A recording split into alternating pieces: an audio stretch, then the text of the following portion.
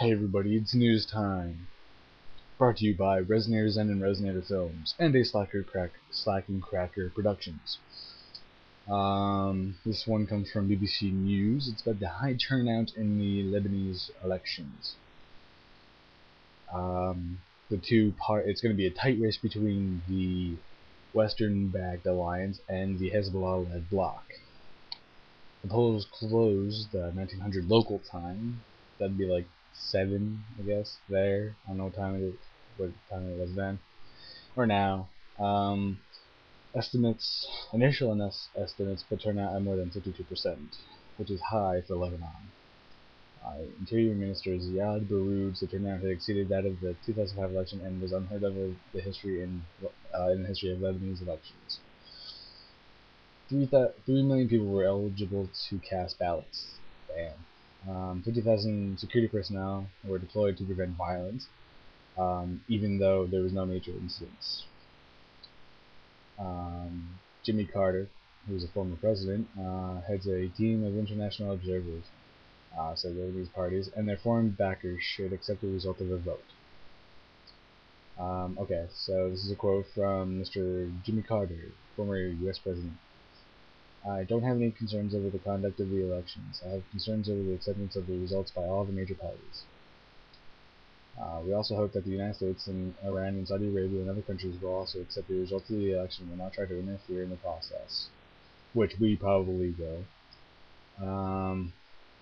There were lines of cars, waving flags, various political parties were really out in force early on.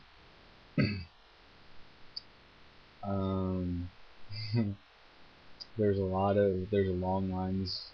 Many polling stations had long lines. There's a lot of people, especially in the Christian areas. This is coming from a report from Jim Muir, who's in the capital of Beirut. This is Eli Yaqub, who's a person who was casting his first ballot. I voted for the first time in my life today, simply because these elections will decide in which direction the country will go. There's a lot of people quoting saying that, this is my first time. Laurie Kaori said that she voted for Reform and Change.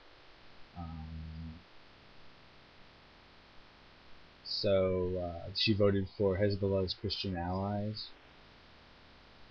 She said that we tried the others for 4 years, and we got nothing but promises and corruption. Enough is enough. Joseph, who's a Christian, said he was voting for a governing majority to safeguard our freedoms.